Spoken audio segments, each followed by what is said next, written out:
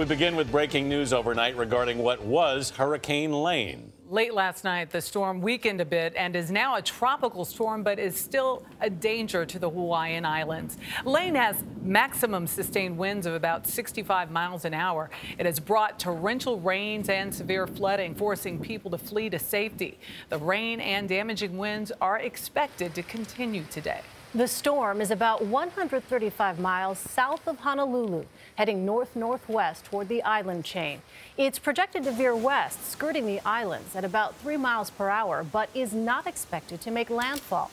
Mireya Villarreal is in Lahaina on the island of Maui. Mireya, good morning.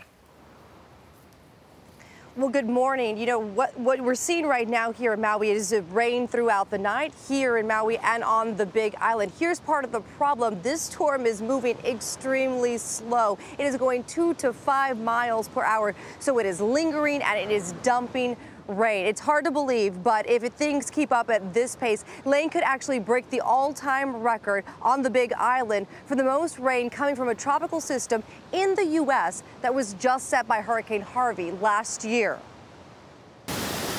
As Lane weakened Friday, officials said it had already taken a catastrophic toll on Hawaii's Big Island.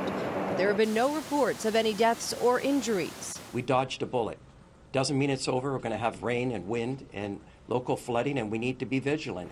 The storm inundated the island, overflowing rivers, triggering landslides, flooding streets, and turning stairwells into waterfalls. Lane dumped more than 3 feet of rain in some areas. The ground is so soaked in some places that it can no longer absorb any of the downpour. I'm just shocked. Never have I seen it like this in 43 years.